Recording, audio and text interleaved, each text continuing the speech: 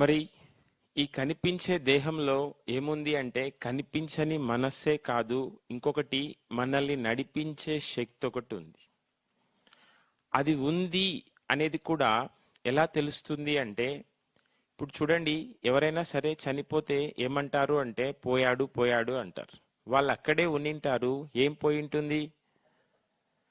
ఆత్మ వెళ్ళిపోతుంది. అంటే మనం ఇప్పుడు చూడగలుగుతున్నాము, వినగలుగుతున్నాము, మాట్లాడగలుగుతున్నాము, అన్ని రకాల పనులు చేయగలుగుతున్నాము అంటే మనలో ఆత్మశక్తి ఈ పనులన్నీ చేయిస్తుంది. దీనినే రకరకాల వాళ్ళు రకరకాలుగా పిలుస్తూ ఉంటారు. హిందూ మతంలో అయితే ఏమంటారు అంటే ఆది పరాశక్తి అంటారు, లలితాంబ అంటారు, భగవంతుడు, దేవుడు, నారాయణ, ఇలా రకరకాలుగా పిలుస్తూ ఉంటారు. అదే ముస్లిం మతంలో అయితే ఏమంటారు? అల్లా అంటారు. అదే క్రిస్టియానిటీలో అయితే ఏమంటారు? జీసస్ కాదు, ఫాదర్, తండ్రి అంటారు. రకరకాల వాళ్ళు రకరకాలుగా పిలుస్తున్నారు. నేను ఏమంటున్నాను అంటే ఆత్మ. మరి మానవుడు అంటే ఈ మూడు కలిపితే ఏర్పడినవాడు మానవుడు. మరి ధ్యానం చేయడం అంటే ఏంటి అంటే కళ్ళు మూసుకొని ఏమీ చేస్తూ ఉన్నా అది ధ్యానం కాదు. కళ్ళు తెరిస్తే ఏం పని చేస్తుంది అంటే దేహం పనిచేస్తుంది. కళ్ళు మూసిన వెంబడే దేహం పని చేయట్లేదు, కానీ ఏం పని చేస్తుంది? మనసు పనిచేస్తుంది. మరి ధ్యానంలో మనం ఏం చేయాలి అంటే మన మనస్సుకు కూడా విశ్రాంతినివ్వాలి. ఇప్పుడు మనము ఒక నామాన్ని జపించిన, మంత్రాన్ని జపించిన, భ్రూమధ్యం పైన దృష్టి పెట్టిన, చక్రాలపైన దృష్టి పెట్టిన, ఇష్టమైన గురువును స్మరిస్తూ ఉన్నా, అలాగే మాట మీద ధ్యాస పెట్టిన, మ్యూజిక్ పైన ధ్యాస పెట్టిన, ఇదంతా కూడా ఏమవుతుంది అంటే మనస్సుని ఒక దానిపై కేంద్రీకరించడం. అదంతా కూడా ఏమవుతుంది అంటే కాన్సంట్రేషన్.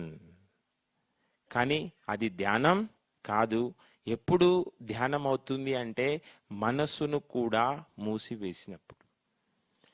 ఇప్పుడు కళ్ళు మూసుకొని మాట మీద ధ్యాస పెట్టినా, అలాగే మ్యూజిక్ పైన ధ్యాస పెట్టినా ఏమవుతుంది? మనసు పని జరుగుతుంది. మనం దేహం ద్వారా ఏ పని చేసినా, మనస్సు ద్వారా ఏ పని చేసినా ఏమవుతుంది అంటే మనలో శక్తి ఖర్చు అవుతుంది. ఇప్పుడు తింటే వచ్చేది ఏంటి అంటే బలము, ధ్యానం చేస్తే వచ్చేది ఏంటి అంటే శక్తి. మరి బలము అనేది దేనికి సంబంధించింది అంటే దేహానికి సంబంధించింది. శక్తి అనేది దేనికి సంబంధించింది అంటే ఆత్మకు సంబంధించింది. బలం ఏమవుతుంది అంటే కనిపిస్తుంది, శక్తి ఏమవుతుంది అంటే కనిపించదు. మరి బలం ఎంతవరకు ఉంటుంది అంటే దేహం ఉన్నంత వరకే ఉంటుంది. శక్తి అనేది మరణించిన తర్వాత కూడా ఉంటుంది. మనం లోకంలో ఎవరైతే గొప్పవాళ్ళు అనుకుంటున్నామో వాళ్ళంతా కూడా బలవంతులు కాదు, శక్తివంతులు. ఏ దేవుడిని తీసుకున్నా, ఏ దేవుడికైనా కండలు తిరిగి ఉన్నాయా అంటే ఏ దేవుడికి కండలు తిరిగి లేవు. ప్రతి ఒక్క దేవుడి దగ్గర ఏముంది? శక్తి ఉంది. ఒక రమణ మహర్షి, ఆయన లేకపోయినా కొన్ని లక్షల మంది ఆయన ఆశ్రమానికి వస్తున్నారు. పత్రిగారు ఆయన లేకపోయినా కొంతమంది కడతాల్ పిరమిడ్కి వస్తున్నారు అంటే వాళ్ళు లేకపోయినా అక్కడ ఏముంది? వాళ్ళ శక్తి ఉంది. మరి మనం చనిపోయిన తర్వాత కూడా వాళ్ళ జీవిత చరిత్రల్ని చదువుతున్నాము, వాళ్ళ ఫోటోల్ని గోడలకి ఎక్కిస్తున్నాము. అంటే భూమిపైన ఎవరు గొప్పవాళ్ళు? శక్తివంతులు. ఈ శక్తి మనలో ఎలా పెరుగుతుంది? ధ్యానం చేస్తే. మరి ధ్యానం చేయడం అంటే మనస్సుకి విశ్రాంతినివ్వడం అన్నాము. అలాగే మరి ఈరోజు రాజలక్ష్మి మేడం గారు కూడా చెప్పారు, నిర్విషయం అనగా ధ్యానం. ఇంకా ఏం చెప్పొచ్చు అంటే పతంజలి గారు నిర్విషయం అనగా ధ్యానం అన్నారు. యోగ చిత్తవృత్తి నిరోధం. చిత్తము అంటే ఏంటి అంటే మనస్సు. వృత్తి అంటే ఏంటి అంటే పని. మనస్సు చేసే పనిని నిరోధించడం. ఇప్పుడు మీరు చూడండి, నేను మీకు చెప్తాను, కళ్ళు మూసుకొని 2 నిమిషాలు కోతిని గుర్తు తెచ్చుకోవద్దు అని చెప్తాను. కళ్ళు మూసుకొని 2 నిమిషాలు కోతిని గుర్తు తెచ్చుకోవద్దు అంటే ఇప్పుడు మీకు ఏం గుర్తుకొస్తుంది? కోతే గుర్తుకొస్తుంది. అంటే మనసు ఎప్పుడు ఏం చేస్తుంది అంటే ఏదైతే చెయ్యొద్దు చెయ్యొద్దు అంటూ ఉంటామో అదే చేస్తుంది.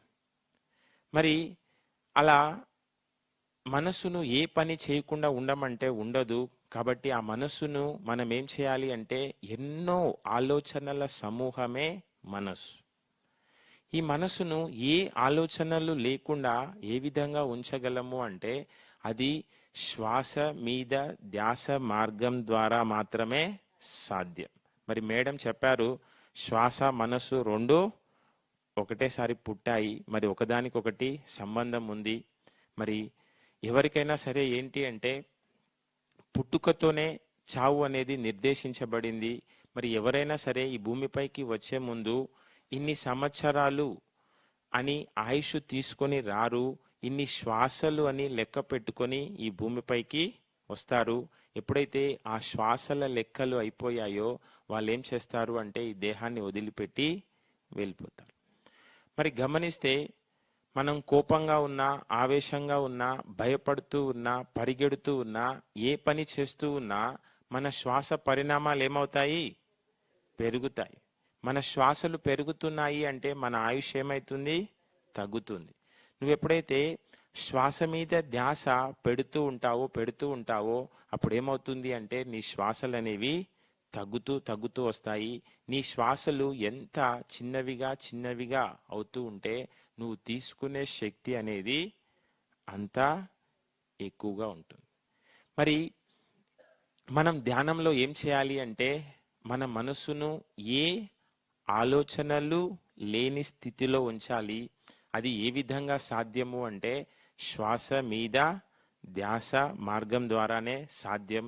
మరి రకరకాల ధ్యానాలంటూ ఏమీ లేవు, ఉన్నది ఒకటే ఒక ధ్యానం. అదేంటి అంటే శ్వాస మీద ధ్యాస ధ్యానం. మరి ప్రస్తుతం మన సొసైటీలో మనం చేయాల్సింది పత్రి గారు చెప్పింది ఒకటే ఒక ధ్యానం, శ్వాస మీద ధ్యాస ధ్యానం. దీని గురించి పత్రి గారు ఏం చెప్తారు అంటే ఇంకా ఓషో ఒక పాయింట్ పట్టుకొని దానిని ఎంతో అద్భుతంగా వివరించాలి అంటే అవి ఎక్కడ లభిస్తాయి అంటే ఓషో పుస్తకాలలో లభిస్తాయి.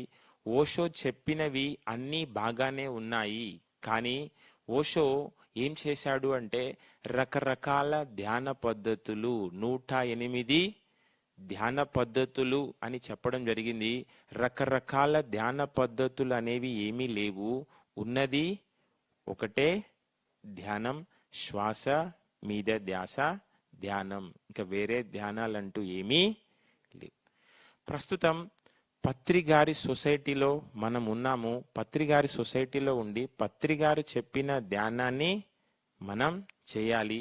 మరి ఇంతకు ముందుకు చెప్పినట్లు కళ్ళు మూస్తే ధ్యానం కాదు, ఏం చేయాలి? మనస్సును కూడా మూసేయాలి. మరి ఈ మనస్సు ప్రాపంచికంగా ఉన్నప్పుడు ఏమవుతుంది అంటే ఎంతో చంచలంగా, కలుషితంగా, మలినంగా, అశుద్ధంగా ఉంటుంది. ఇప్పుడు ఓ ప్లాస్టిక్ గ్లాస్లో మనం ఏం చేసాము అంటే శుద్ధమైన నీటిని, ప్యూర్ వాటర్ని తీసుకున్నాం. ఒక ప్లాస్టిక్ గ్లాస్లో శుద్ధమైన నీటిని తీసుకుని ఆ నీటిని ఏం చేశాము అంటే చెత్తతో నింపేశాం. ఆ నీటిని చెత్తతో నింపేస్తే ఆ నీరంతా కూడా ఏమైతుంది? కలుషితం అవుతుంది. అలా మన మనసు కూడా ప్రాపంచిక వ్యవహారాల్లో ఉదయం నుంచి సాయంత్రం వరకు ఎన్నో చూడడం ద్వారా, వినడం ద్వారా, మాట్లాడడం ద్వారా, ఆలోచించడం ద్వారా మన మనస్సు కూడా ఏమైంది? కలుషితమైంది. అలా చంచలమైన, మలినమైన, కలుషితమైన, అశుద్ధమైన మనస్సుని ధ్యానంలో కూర్చోబెడితే, మరి ప్రారంభ దశలో మేడం ఫస్ట్ సెషన్లోనే చెప్పారు, చంచలమైన మనసు మొదటి దశలో ఏమవుతుంది?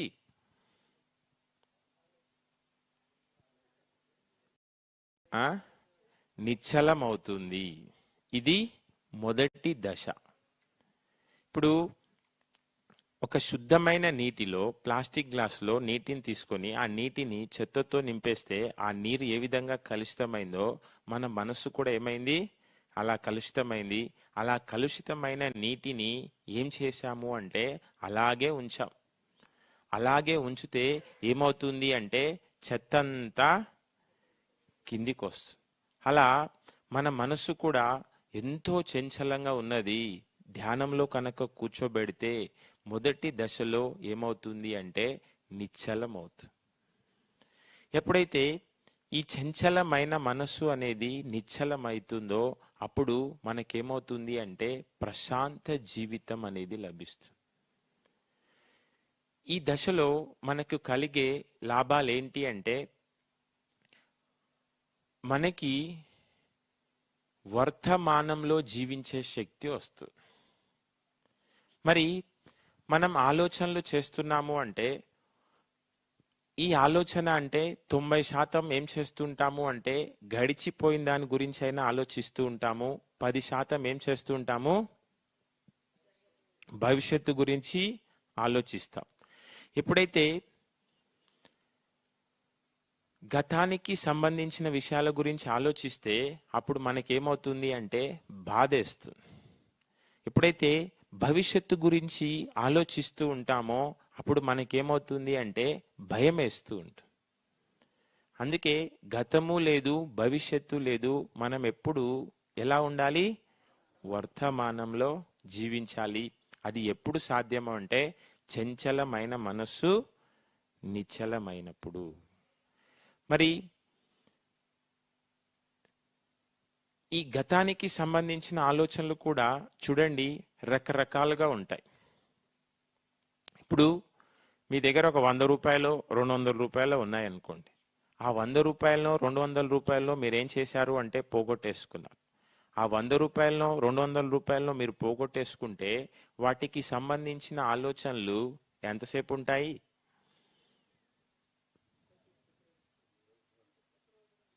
ఒక రోజు లేదా అంటే 2 రోజులు ఉంటాయి. అదే మీరు ఒక 1,00,000 రూపాయలు బంగారమో ఏదో పోగొట్టేసుకున్నారనుకోండి. ఓ 1,00,000 రూపాయలు బంగారమో పోగొట్టేసుకుంటే వాటికి సంబంధించిన ఆలోచనలు ఎంతసేపు ఉంటాయి? 2 నెలలో 3 నెలలో ఉంటాయి. అదే మన దగ్గరి వాళ్ళు ఎవరైనా చనిపోయారనుకోండి, వాటికి సంబంధించిన ఆలోచనలు ఎంతసేపు ఉంటాయి?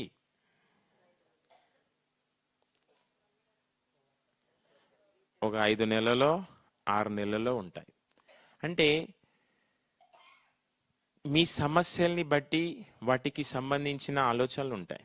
ఇప్పుడు మీకు బాధ కలిగినప్పుడు ఏడుస్తే బాగానే ఉంది, కానీ ఆ బాధ కలిగిన విషయం ఒక రోజు గుర్తుపెట్టుకుంటే ఏమవుతుంది అంటే ఒక రోజంతా ఏడుపు వస్తుంది. ఒక వారం రోజులు గుర్తుపెట్టుకుంటే ఏమవుతుంది, వారం రోజులు ఏడుపు వస్తుంది. నెల రోజులు గుర్తుపెట్టుకుంటే నెల రోజులు ఏడుపు వస్తుంది. సంవత్సరం గుర్తుపెట్టుకుంటే సంవత్సరం అంతా ఏడుపు వస్తుంది. అంటే వర్తమానంలో జీవించే శక్తి మన దగ్గర లేదు.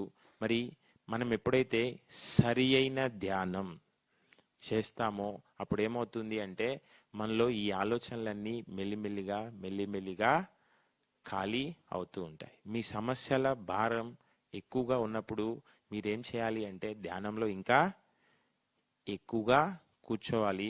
అప్పుడు ఏమవుతుంది అంటే ఈ ఆలోచనలు అనేవి తగ్గుతూ ఉంటే మీకేమవుతుంది అంటే వర్తమానంలో జీవించే శక్తి అనేది వస్తుంది.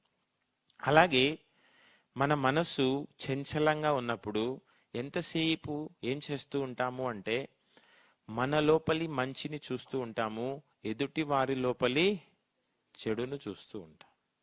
ఎప్పుడైతే నీ మనస్సు నిశ్చలం అవుతుందో అప్పుడు మనం ఏం చేస్తాము అంటే ఎప్పటికప్పుడు మన లోపలి లోపాలని ఏంటి అనేది సరి చేసుకుంటూ ఉంటాము, ఎదుటి వాడి లోపలి మంచిని చూస్తూ ఉంటాం. ఇప్పుడు పురాణాల్లోకి వెళ్తే ధర్మరాజు రాజ్యమంతా తిరిగితే ఒక్క చెడ్డవాడు కనపడలేదు. దుర్యోధనుడు రాజ్యమంతా తిరిగితే ఒక్క మంచివాడు కనపడలేదు. అంటే ధర్మరాజులో ఏముంది?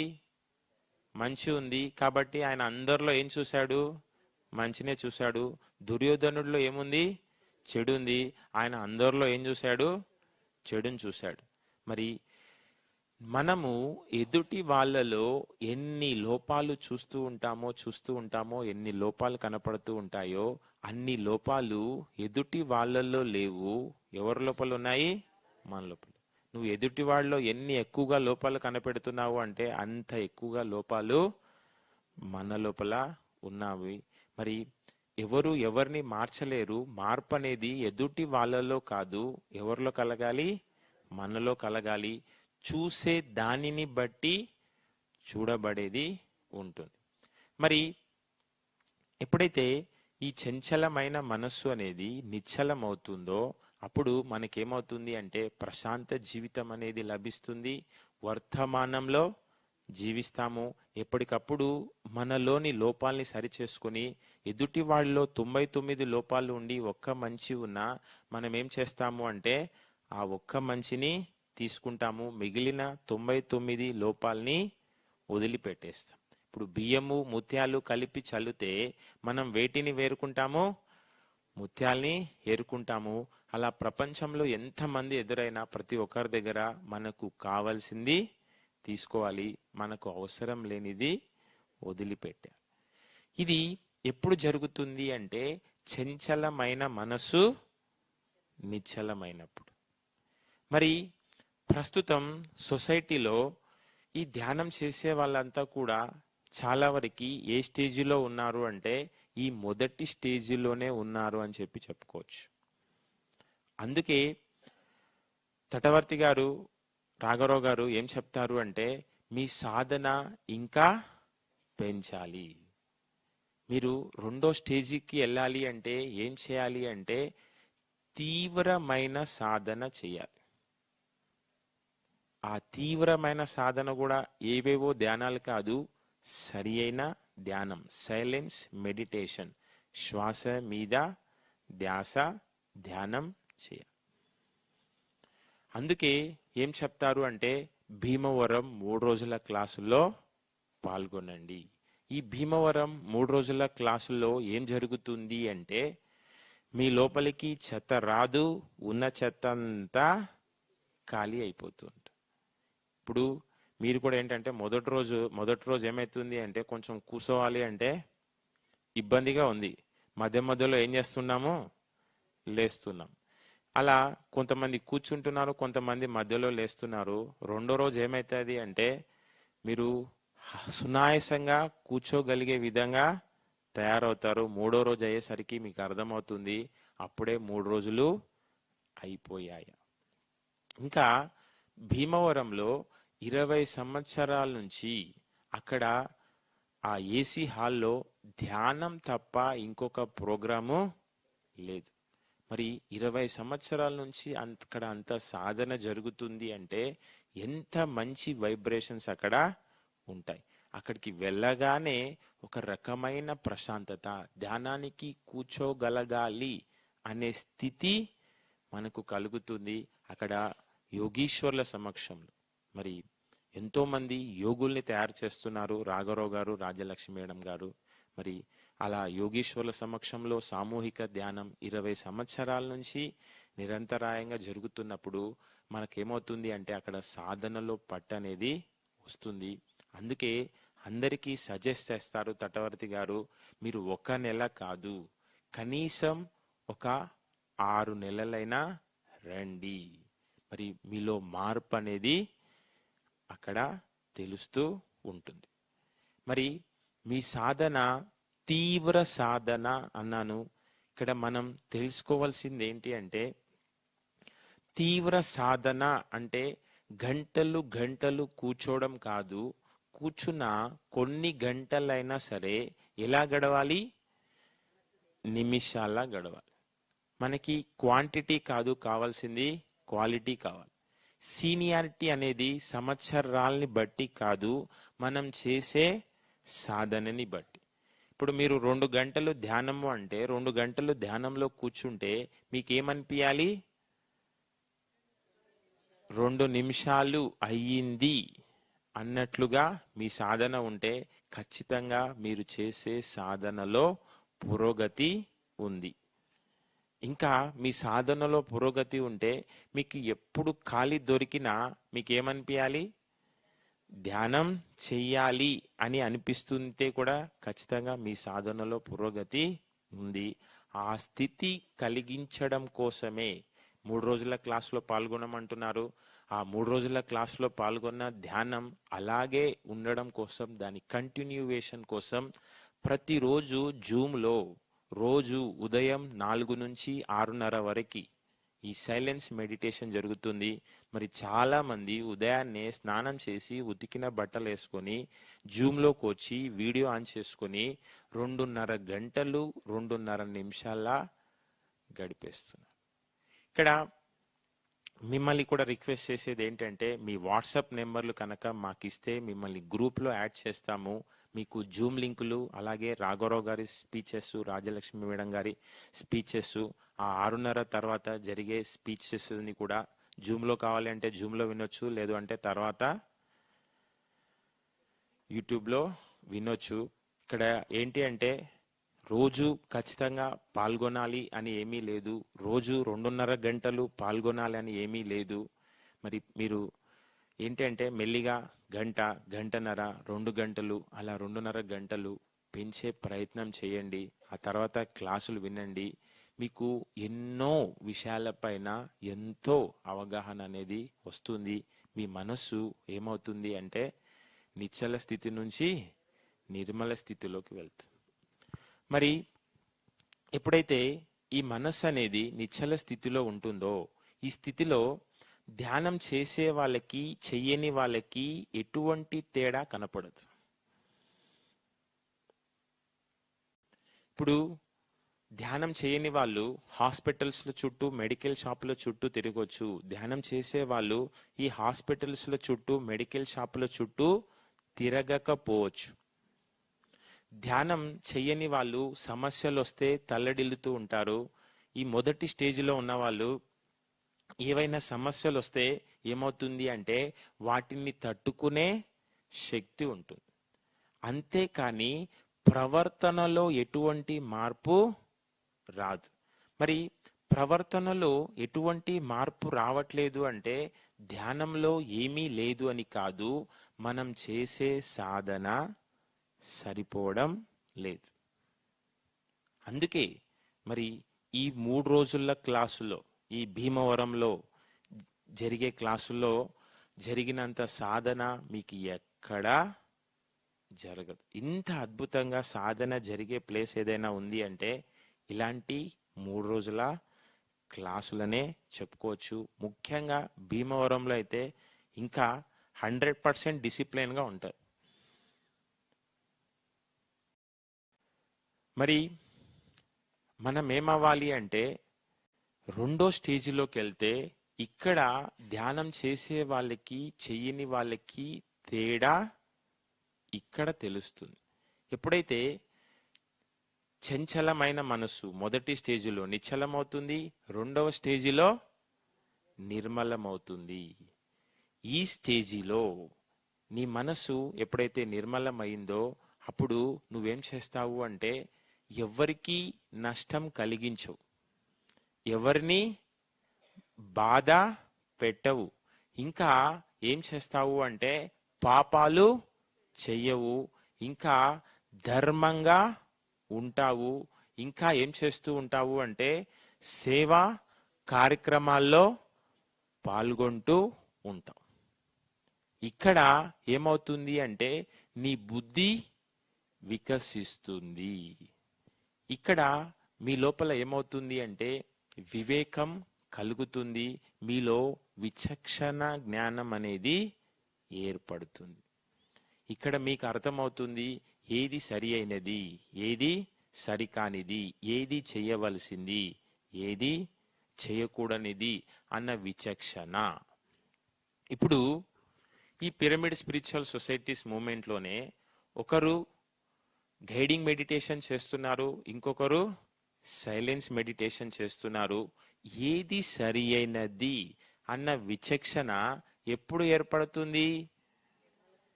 నీ బుద్ధి వికసించినప్పుడు, నీ మనసు నిర్మలమైనప్పుడు. ఇప్పుడు చూడండి, మీరు ఇంకా గమనిస్తే స్కూల్స్ ఉన్నాయి. ప్రైమరీ స్కూల్స్ ఏమవుతాయి అంటే చాలా ఎక్కువగా ఉంటాయి. ప్రైమరీ స్కూల్స్ చాలా ఎక్కువగా ఉన్నప్పుడు ఆ ప్రైమరీ స్కూల్లో బోధించే టీచర్స్ ఉంటారు. ప్రైమరీ స్కూల్స్ నుంచి హై స్కూల్స్కి వచ్చేసరికి ఏమవుతుంది? స్కూల్స్ తగ్గుతాయి. మరి ఆ హై స్కూల్స్లో ఆ హై స్కూల్ జ్ఞానాన్ని బోధించే టీచర్లు కూడా ఉంటారు. అలాగే కాలేజీలు ఉంటాయి, యూనివర్సిటీస్ ఉంటాయి. ఆ కాలేజీ టీచర్స్ ఉంటారు, యూనివర్సిటీ టీచర్స్ ఉంటారు. ప్రైమరీ స్కూల్స్ నుంచి హై స్కూల్స్కి వచ్చేసరికి హై స్కూల్స్ తగ్గుతాయి. హై స్కూల్స్ నుంచి కాలేజీలోకి వచ్చేసరికి కాలేజీలు తగ్గుతాయి. కాలేజీల నుంచి యూనివర్సిటీస్కి వచ్చేసరికి యూనివర్సిటీస్ తగ్గుతాయి. అలాగే ఈ ధ్యానంలో దేహపరమైన లాభాలు ఉన్నాయి, అలాగే మనస్సుపరమైన లాభాలు ఉన్నాయి, ఇంకా బుద్ధిపరమైన లాభాలు ఉన్నాయి, ఆత్మపరమైన లాభాలు ఉన్నాయి.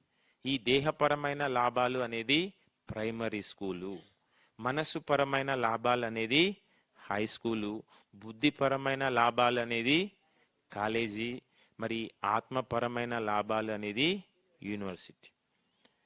మరి ఈ భీమవరం 3 రోజుల క్లాసులో అవుతేనేంటి, రాఘవరావు గారి, రాజలక్ష్మి మేడం గారి సందేశాలలో అవుతేనేంటి, మరి రాఘవరావు గారి, రాజలక్ష్మి మేడం గారి దగ్గర ట్రైనింగ్ అయిన వాళ్ళు అవుతేనేంటి, వీళ్ళు ఎక్కడ కూడా దేహ లాభాలు, మనస్సు లాభాలు ప్రస్తావించరు. వాటి కోసం కాదు ధ్యానం, అవి పొందినా గొప్ప కాదు. ఈ ధ్యానంలో మనం పొందాల్సింది బుద్ధిపరమైన లాభాలు, ఆత్మపరమైన లాభాలు. వాటి కోసం ధ్యానం. మరి అది మీకు ఎప్పుడు తెలుస్తుంది అంటే నీ మనస్సు నిర్మలమై నీ బుద్ధి వికసించినప్పుడు. మరి రకరకాల ధ్యానాలంటూ ఏమీ లేవు, ఉన్నది ఒకటే ఒక ధ్యానం. అది సరి అయిన ధ్యానం, శ్వాస మీద ధ్యాస ధ్యానం అనేది నీ బుద్ధి వికసించినప్పుడు మీకు అర్థమవుతుంది. దీని గురించి స్వయంగా మరి తటవర్తి వీర్రాఘవరావు గారే చెప్తూ ఉంటారు. నాకు పత్రిగారు పరిచయం అయినప్పుడు పత్రిగారికి నేను ఎన్నో విషయాలు చెప్పేవాడిని, ఎన్నో విషయాలు చెప్తూ ఉంటే పత్రిగారు చాలా విచిత్రంగా చూసేవాళ్ళు. ఏంటి పత్రిగారు నాకు విచిత్రంగా చూస్తున్నారు నా వంక, నేను చెప్పేదేమైనా సరిపోవట్లేదా అని చెప్పి ఇంకా చెప్తూ ఉంటే అప్పుడు పత్రిగారు అన్నారంట, నువ్వు దేహం కాదు ఆత్మవి. ఈయనేంటి నన్ను దేహం కాదు ఆత్మ అంటాడు, నేను దేహం కదా ఆత్మ ఏంటి? మరి పత్రిగారు అలా అన్నప్పుడు నా బుద్ధి స్థితి లేదు. మరి తర్వాత ధ్యానం చేస్తుంటే నాకు అర్థమైంది, మనం దేహం కాదు ఆత్మలు. ఈ కొత్త వాళ్ళకి ఎలా ఉంటుంది అంటే, నువ్వు దేహం కాదు ఆత్మ అంటే, ఆత్మ అంటే ఏదో దయ్యాలేమో అన్నట్లుగా ఉంటుంది. మరి నేను పత్రిగారి పరిచయం కాకముందుకు ఎంతో మంది స్వామీజీల్ని కలిశాను. మరి ఎంతో మంది నా దగ్గరకు వచ్చి, నేను ఇలా వాటర్ సర్వీస్ ఉచితంగా చేస్తున్నాను, ఉచితంగా హోమియోపతి క్లినిక్ పెట్టాను, గర్భవతి స్త్రీలకి ధాన్యాన్ని డబ్బును ఇచ్చేవాళ్ళని అన్నప్పుడు ఎంతో మంది ఎంతో పొగిడి నాకు బిరుదులు ఇచ్చారు, సన్మానాలు కూడా చేశారు. కానీ పత్రిగారు మాత్రం ఏం చెప్పాడు, నువ్వు దేహం కాదు ఆత్మవి. మరి పత్రిగారి పరిచయం అయ్యాక నేనేం చేశాను అంటే ఈ సర్వీసులన్నీ తీసేశాను. ఎందుకు అంటే ఇవన్నీ కూడా దేనికి లాభం కలిగించేవి? దేహానికి లాభం కలిగించి. మరి దేహపరమైన సేవలు కాదు చేయవలసింది, ఎలాంటి సేవలు చేయాలి? ఆత్మపరమైన సేవలు చేయాలి. మరి దేహపరమైన సేవలకి ఆత్మపరమైన సేవలకి ఏంటి అంటే నక్కకి నాగోలోకానికి ఉన్నంత తేడా ఉంది. మరి దేహపరమైన సేవల వల్ల ఏమవుతుంది అంటే జన్మలు పెంచబడతాయి. ఆత్మపరమైన సేవల వల్ల ఏమవుతాయి? మన జన్మలు తగ్గించబడతాయి. మనం ఎప్పుడు ఎలాంటి సేవలు చేయాలి అంటే మన జన్మల్ని తగ్గించుకునే సేవలు చేయాలి. మరి ఇవన్నీ కూడా ఎప్పుడు తెలుస్తాయి అంటే మీ బుద్ధి వికసించినప్పుడు. నీ బుద్ధి వికసించకపోతే నువ్వేం చేస్తావు అంటే ప్రతిదీ అనుకరిస్తావు. ప్రస్తుతం లోకంలో ఎవరైనా సరే ఏ పని చేస్తున్నారు అంటే, ఎందుకు చేస్తున్నాము అంటే ఏం చెప్తారు అంటే, ఎవరో చెప్పారని చేస్తున్నాము, పక్క వాళ్ళు చేశారని చేస్తున్నాము, పూర్వం నుంచి వచ్చింది కదా అని చెప్పి చేస్తున్నాము, పండితులు చెప్పారు కదా అని చేస్తున్నాం. ప్రతిదీ అనుకరిస్తున్నాము. మరి అనుకరించే వాళ్ళు ఎప్పుడు నష్టపోతారు? జీవితంలో ఎవరు లాభం పొందుతారు అంటే, ఆలోచించి నిర్ణయం తీసుకునే వాళ్ళే జీవితంలో లాభం పొందుతారు. ఈ ఆలోచించే శక్తి కూడా ఎప్పుడు వస్తుంది అంటే, నీ మనసు నిర్మలమైనప్పుడు, నీలో వివేకం కలిగి ఆ విచక్షణ అనేది ఏర్పడుతుంది, నీ బుద్ధి స్థితి అనేది పెరుగుతుంది. మరి ఒకరొకటి చెప్తున్నారు, ఇంకొకరు చెప్తున్నారు. ఈ పిఎంసిలోనే గైడింగ్ మెడిటేషన్ చేస్తున్నారు. ఈ గైడింగ్ చేస్తూ ఉంటే అది మనస్సు స్థితే కానీ ఎప్పటికీ ఆత్మస్థితిలోకి వెళ్ళము. అది తాత్కాలిక ఉపశమనమే కానీ అది శాశ్వతమైన ప్రయోజనం అనేది చేకూర్చదు. మరి రాఘవరావు గారు కొన్ని కోట్ల వ్యాపారాలు, ఆ వ్యాపారాలన్నీ పక్కన పెట్టి రీసెర్చ్ చేసి ప్రస్తుతం మనకేంటి అంటే ఈ జ్ఞానాన్ని అందిస్తున్నారు. 40కి పైగా పుస్తకాలు రాశారు. ఇంకా 30 పుస్తకాలు రాసే జ్ఞానం నా దగ్గర ఉంది. స్వయంగా పత్రి గారే చెప్పారు, పిఎస్ఎస్ మూమెంట్ అనేది తటవర్తి గారి రాక ముందు ఒక విధంగా ఉంది, తటవర్తి గారి రాక తర్వాత ఒక విధంగా ఉంది. అలాగే ఇంకా ఏం చెప్పారు అంటే, ఒక పర్ఫెక్ట్ మాస్టర్ అవ్వాలి అంటే ఎవరైనా సరే ఖచ్చితంగా తటవర్తి వీరరాఘవరావు గారు, రాజలక్ష్మి మేడం గారి దగ్గరే ట్రైనింగ్ అవ్వాలి. మరి మీరు యూట్యూబ్లో కనుక తీసుకుంటే ఏంటి అంటే 2000కి పైగా వీడియోలు రాఘవరావు సార్ ఉన్నాయి, 1000కి పైగా మేడానివి వీడియోలు ఉన్నాయి. మరి ఒక పాయింట్ తీసుకొని ఆ పాయింట్ మీద, ఒక కాన్సెప్ట్ మీద, పత్రికారు చెప్పిన ఒక మాట మీద ఎన్నో కోణాల్లో వివరించి చెప్తారు రాఘవరావు గారు, రాజలక్ష్మి మేడం గారు. మరి నీ మేధస్సు ఎంత ఎక్కువగా ఉంటే ఏం చేస్తావు అంటే ఒక విషయం మీద అంత ఎక్కువగా వివరించగలవు. ఆ స్థితి పెరగాలి అంటే మన బుద్ధి వికసించాలి. దీని గురించి ఇంకా చెప్తూ తటవర్తి గారు ఏమంటారు అంటే, నేను మొదట్లో పత్రిగారి పరిచయం అయినప్పుడు, పత్రిగారు భీమవరం వస్తున్నప్పుడు పత్రిగారిని అన్ని ఊర్లు తిప్పేవాడిని. ఒక సందర్భంలో ఒక చోట పత్రిగారు ఏం చేశారు అంటే ఒక మాస్టర్తో మాట్లాడించమని చెప్పారు. అలా మాట్లాడించమని చెప్తే తటవర్తి వీరరాఘవరావు గారు ఏం చేశారు అంటే ఆ మాస్టర్తో మాట్లాడించలేదంట. తటవర్తి వీరరాఘవరావు గారు ఆ మాస్టర్తో మాట్లాడించకుండా ఆయనకు నచ్చింది చేసుకుంటూ పోయారు. అంతా అయిపోయి ఆ ప్రోగ్రాం అయిపోయి పత్రిగారితో మళ్ళీ తిరిగి వెళ్తూ ఉంటే అప్పుడు పత్రిగారు అడిగారంట, నువ్వు ఆ మాస్టర్తో మాట్లాడించావా అంటే, లేదు సార్ మాట్లాడించలేదు, మాట్లాడిస్తే మీకేమైనా డిస్టర్బ్ అవుతుందేమో అది ఇది అంటూ ఉంటే అప్పుడు పత్రిగారు అన్నారంట, నీకంటే సీనియర్ ఏదైనా చెప్తే ఆ చెప్పింది చేసుకుంటూ పోవాలి తప్ప నీ సొంత జ్ఞానం ఉపయోగించాల్సిన అవసరం లేదు. ఎప్పుడైతే ఆ మాట నేను పత్రిగారి నోట్లో నుంచి విన్నానో, ఆ పొరపాటు ఎప్పుడైతే చేశానో ఇంతవరకు మళ్ళీ నేను అలాంటి పొరపాట్లు చేయలేదు. అలా పొరపాట్లు చేయడం కాదు, పొరపాట్లు చేసిన పొరపాట్లని మళ్ళీ చెయ్యకుండా ఉండాలి. ఇదంతా కూడా ఎప్పుడు తెలుస్తుంది అంటే నీ బుద్ధి వికసించినప్పుడు. ఇంకా ఒక సందర్భంలో ఏం జరిగింది అంటే, పత్రికారి పరిచయమైన కొత్తలోనే, మీకు భీమవరం వెళ్తే అర్థమవుతుంది, అక్కడ రైస్ మిల్ ఉంటుంది. మరి పత్రికారి పరిచయం కంటే ముందు ఆ రైస్ మిల్ వ్యాపారం చేసేవాళ్ళు. మరి పత్రికారి పరిచయం అయ్యాక అవన్నీ పక్కన పెట్టేసి ధ్యాన ప్రచారంలో రాఘవరావు గారు తిరుగుతూ ఉంటే కొద్ది రోజుల తర్వాత అన్నారంట, ఒక ధ్యాన యజ్ఞం పెట్టవయ్యా ఇక్కడ 3 రోజులు అంటే. మరి అప్పట్లోనే కొన్ని వేల మందితో అక్కడ 3 రోజుల ధ్యాన యజ్ఞం నిర్వహించారంట. మరి ఆ ధ్యాన యజ్ఞం హాల్లోకి వెళ్ళేటప్పుడే అక్కడ వెంకటేశ్వర స్వామి గుడి ఉంటుంది.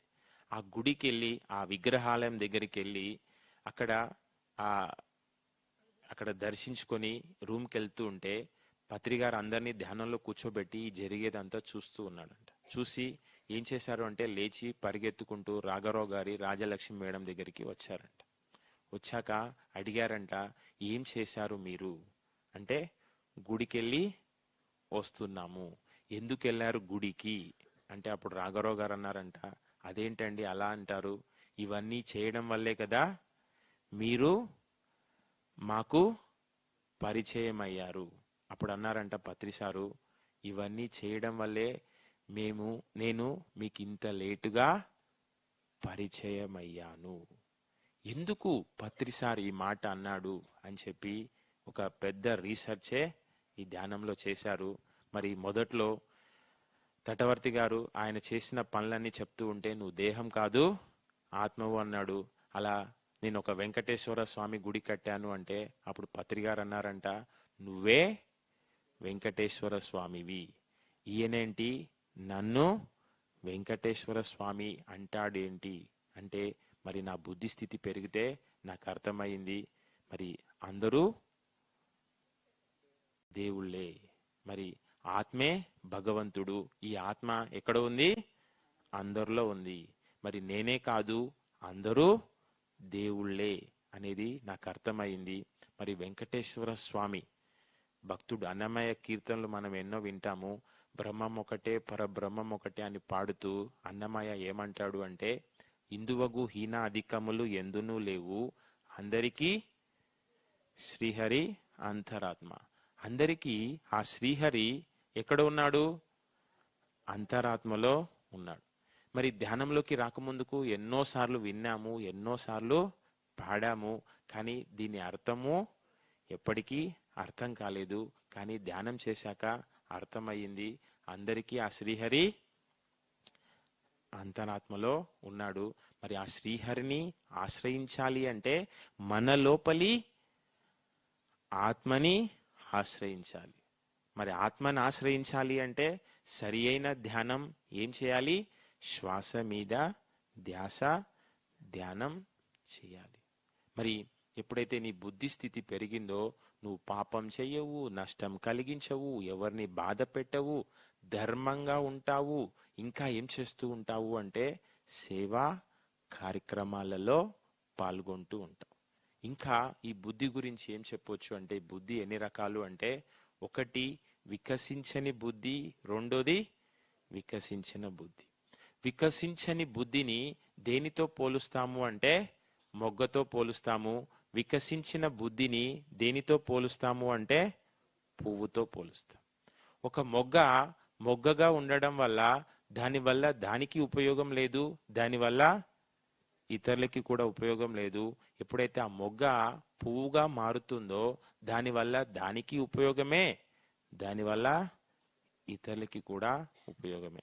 నీ బుద్ధి వికసించకపోతే నీ వల్ల నీకు లాభం లేదు, నీ వల్ల ఇతరులకి లాభం లేదు.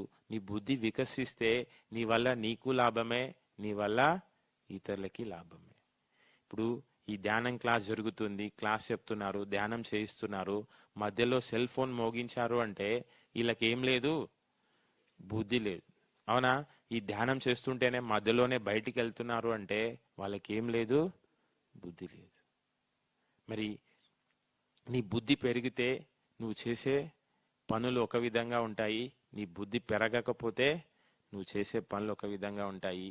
నువ్వు అంతదాకా భక్షించేవాడివి, ఇప్పుడేం చేస్తావు అంటే రక్షించే ప్రయత్నం చేస్తావు. అంతదాకా నష్టం కలిగించేవాడివి, లాభం కలిగించే పని చేస్తూ ఉంటావు. అంతదాకా సృష్టికి విరుద్ధంగా జీవించిన వాడివి, ఇప్పుడేం చేస్తూ ఉంటావు? సృష్టికి అనుగుణంగా జీవిస్తూ ఉంటావు. అంతదాకా చెయ్యకూడని పనులు చేసేవాడివి, ఇప్పుడేం చేస్తూ ఉంటావు? చెయ్యగలిగే పనులే చేస్తావు. మరి నీ బుద్ధి పెంచుకో, నీ బుద్ధి పెంచుకో. నీ బుద్ధి స్థితి పెరగాలి అంటే నువ్వేమవ్వాలి? రెండో స్టేజికి వెళ్ళాలి. నిశ్చలమైన మనసుని నిర్మలం చేయాలి. ఆ స్థితికి వెళ్ళాలి అంటే నిత్య సాధన అంటే రోజు క్రమం తప్పకుండా ధ్యానం చేయాలి. అలాగే తీవ్ర సాధన. మరి తీవ్ర సాధన అంటే దాని అర్థం గంటలు గంటలు కూర్చోమని కాదు, కూర్చున్న కొన్ని గంటలైనా సరే ఏమవ్వాలి, నిమిషాల గడవాలి. మరి ఎప్పుడైతే ఆ స్థితిలో మనం కొద్ది రోజులు గడుపుతూ ఉంటామో ఏమవుతుంది అంటే మన బుద్ధి వికసిస్తుంది. మరి ఎప్పుడు కూడా మనం ఏం చేయాలి అంటే ఒక సద్గురువు చెప్పింది చేయాలి, కానీ సద్గురువు చేసింది చేయకు. మీరు మ్యూజిక్ మెడిటేషన్, గైడింగ్ మెడిటేషన్ వద్దంటున్నారు, మరి పత్రిగారే ఫ్లూట్ వాయిస్తారు, పత్రిగారే ఈ గైడింగ్ మెడిటేషన్ ప్రోగ్రామ్స్ ఆయన చేతే ఓపెనింగ్ చేయిస్తారు, ఆయనే దగ్గరుండి ఆ జూమ్లలో పాల్గొంటూ ఉంటాడు. అంటే మరి ఏంటి అంటే పత్రిగారు ఏది చేసినా సరే దానికి ఒక అర్థం ఉంటుంది. అలా చేయడం వల్ల ఎంతో మందికి ఏంటి అంటే కొత్త వాళ్ళకి ధ్యానం తెలుస్తుంది తప్ప వాళ్ళలో ఎదుగుదల అనేది రాదు. ఆ ఎదుగుదల కావాలి అంటే ఖచ్చితంగా చేయాల్సింది సరి అయిన ధ్యానం. మరి ప్రైమరీ స్కూల్ ఆ స్థాయిలో ఉండేవాళ్ళు ఆ స్థాయిలో ఉంటారు, హై స్కూల్ వాళ్ళు హై స్కూల్ స్థాయిలో ఉంటారు, కాలేజీ వాళ్ళు కాలేజీ స్థాయిలో ఉంటారు, డిగ్రీ యూనివర్సిటీ వాళ్ళు యూనివర్సిటీ స్థితిలో ఉంటారు. మరి మీరు ప్రైమరీ స్కూల్లోనే ఉంటారా, హై స్కూల్కి వస్తారా, కాలేజీలో ఉంటారా, యూనివర్సిటీలోకి వెళ్తారా అనేది ఎవరి చేతుల్లో ఉంది, మీ చేతుల్లో ఉంది. అలా పిఎంసిలో కూడా ఏంటి అంటే బాడీ లెవెల్ సబ్జెక్ట్ చెప్పే వాళ్ళు ఉంటారు, మైండ్ లెవెల్ సబ్జెక్ట్ చెప్పే వాళ్ళు ఉంటారు, బుద్ధి స్థితిలో బోధించే వాళ్ళు ఉంటారు, ఆత్మ జ్ఞానాన్ని బోధించే వాళ్ళు ఉంటారు. మరి ఈ ధ్యానంలో మనం పొందాల్సింది బుద్ధిపరమైన లాభాలు, ఆత్మపరమైన లాభాలు. మరి ప్రాపంచికంగా ఉన్నప్పుడు ఏమవుతుంది అంటే మన మనస్సు చంచలంగా, కలుషితంగా, మలినంగా, అశుద్ధంగా ఉంటుంది. మరి ధ్యానం చేసి కొద్దిపాటి శక్తి గ్రహిస్తే చంచలమైన మనస్సు ఏమవుతుంది అంటే మొదటి దశలో నిశ్చలమవుతుంది. ఎప్పుడైతే అనునిత్య సాధన చేస్తారో, మీ సాధన అనేది తీవ్రంగా ఉంటుందో అప్పుడు ఏమవుతుంది అంటే నిశ్చలమైన మనస్సు నిర్మలమవుతుంది. ఎప్పుడైతే ఈ నిశ్చలమైన మనస్సు అనేది నిర్మలమవుతుందో ఇక్కడ ఏమవుతుంది అంటే మీ బుద్ధి వికసిస్తుంది. మరి ఇంకా మీ సాధన పరాకాష్ఠకు వెళ్తే మీరు కొన్ని సంవత్సరాలు, కొన్ని జన్మలు ప్రయత్నం చేస్తే మరి ఏమవుతుంది అంటే నిర్మలమైన మనస్సు శూన్యమవుతుంది. మరి ఎప్పుడైతే మీ మనస్సు అనేది శూన్యమవుతుందో ఇక్కడ మీ లోపల ఏమవుతుంది అంటే జ్ఞానం ఉదయిస్తుంది. మరి ఆత్మ జ్ఞానం అనేది కలుగుతుంది, నీ మాటకి శక్తి పెరుగుతుంది, నీ ప్రవర్తన ఎలా ఉంటుంది అంటే ఒక దైవంలా ఉంటుంది. మరి రాజలక్ష్మి మేడం గారు అదే చెప్పారు, నాకు తాడై మాస్టర్ని, నువ్వు మూడో కన్ను మాస్టర్ని అంటున్నావు, నీ ప్రవర్తన ఆ విధంగా ఉందా? మరి నీ మనస్సు శూన్యం అవుతే నువ్వు ఎలా ప్రవర్తిస్తావు అంటే ఒక దైవంలా, ఒక రాముడిలా, కృష్ణుడిలా, జీసస్లా, గౌతమ బుద్ధుడిలా, ఒక రమణ మహర్షిలా ప్రవర్తిస్తావు. మరి ఇంకా ఏం చెప్తారు అంటే నీలో వీసమంత బాధ ఉన్నా సరే నీ దగ్గర ఏం లేనట్టు అంటే ఆత్మజ్ఞానం లేనట్టే. వీసమంత బాధ. మరి ఎవరయ్యా పిరమిడ్ మాస్టర్ అంటే ఎప్పుడు దేనికి ఏడవని వాడే పిరమిడ్ మాస్టర్. నువ్వు ఎటువంటి పరిస్థితులలోనైనా సరే నువ్వేం చేయాలి అంటే ఆనందంగా ఉండాలి. నీలో జ్ఞానం ఉందా లేదా అనేది ఎలా తెలుస్తుంది అంటే నీ ప్రవర్తనని బట్టి.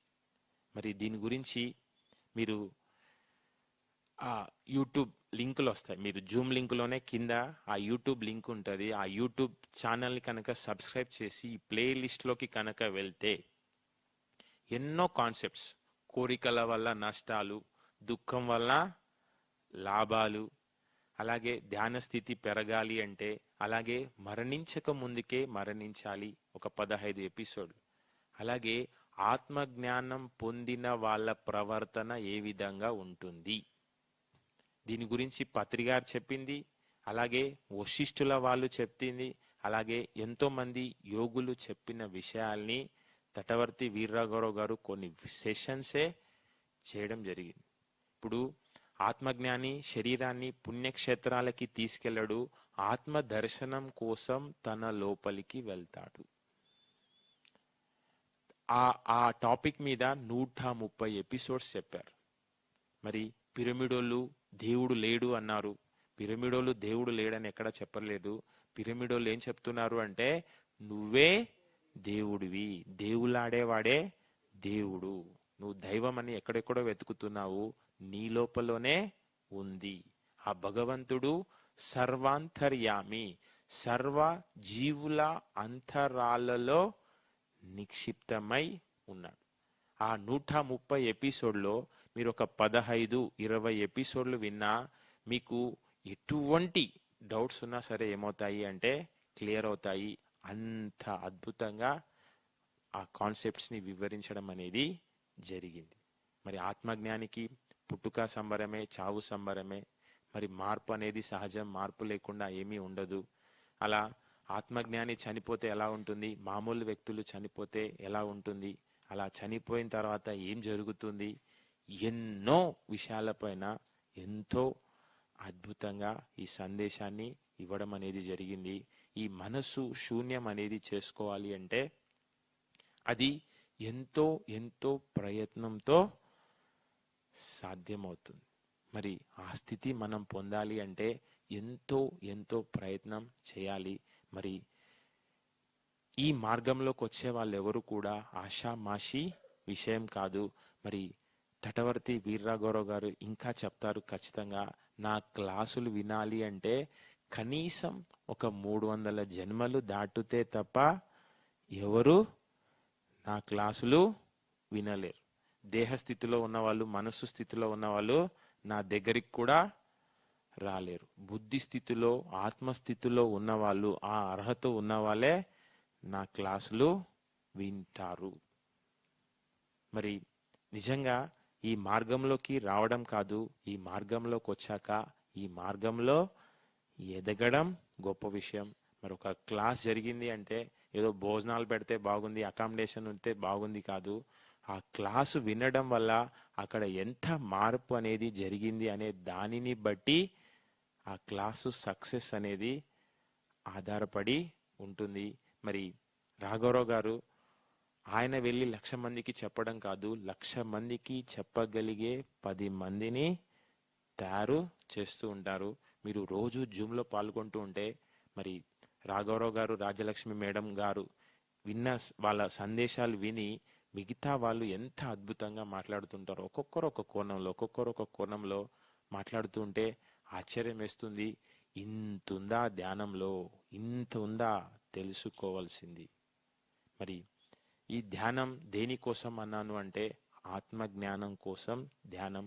మరి ఈ జ్ఞానం మనలో ఎప్పుడు ఉదయిస్తుంది అంటే నీ మనసు శూన్యమైనప్పుడు. ఇప్పుడు నీలో జ్ఞానం ఉందా లేదా అనే దానిని ఎలా తెలుసుకుంటాము అంటే, నీలో జ్ఞానం ఉంటే నువ్వేం చేస్తావు అంటే ఏడుపులో కూడా ఆనందంగా ఉంటావు. నీ లోపల జ్ఞానం లేకపోతే నువ్వేం చేస్తూ ఉంటావు అంటే ఆనందంలో కూడా ఏడుస్తూ ఉంటావు. ఇప్పుడు చాలా మంది ఏం చెప్తారు అంటే,